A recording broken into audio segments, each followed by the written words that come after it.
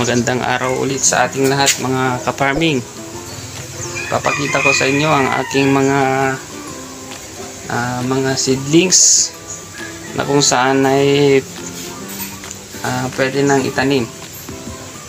Ito sila mga ka-farming. Mayroong opo, mayroon ding kamatis. Ito po ay Diamante Max. Meron ding maliliit. Itong mga Calixto ito mga kaibigan. Ito naman yung aking pakwan. Ayan, talong po yan mga kaibigan. Oh. Natis. Lalaki na. Pwede nang i-transplant mga kaibigan. Oh. Ayan ang mga pakwan. Ready to transplant. Calixto F1. Ito po yung tinatawag na cluster type kung mamunga mga kaibigan.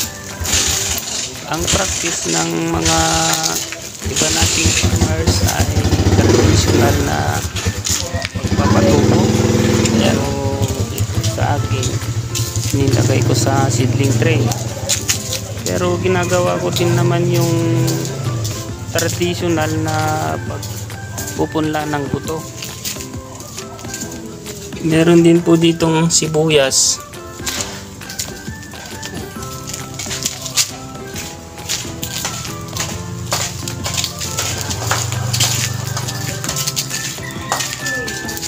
Ito, sili.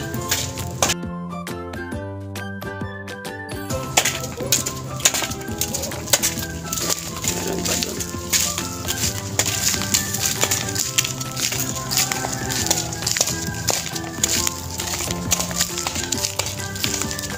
Meron pa ditong pakwan mga kaibigan, no? Ang gandang mga tubo. Ayan. Punta tayo doon.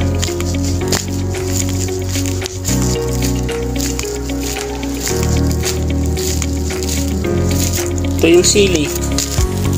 Ayan. Sili yan mga kaibigan.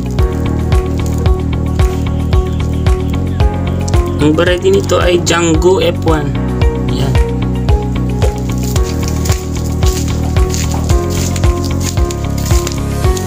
Yan ang Red Pinoy. Ito naman yung Calixto F1.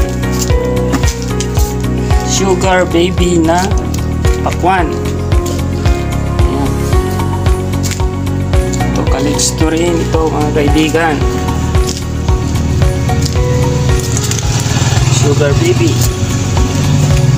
Diamante Max F1. Ayan. Pagin mo pa tapa. Hindi ko lang sabat.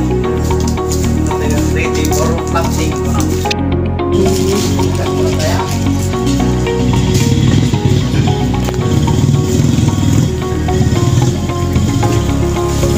So maraming salamat sa panonood. Hanggang sa muli mga kaibigan. Maraming salamat.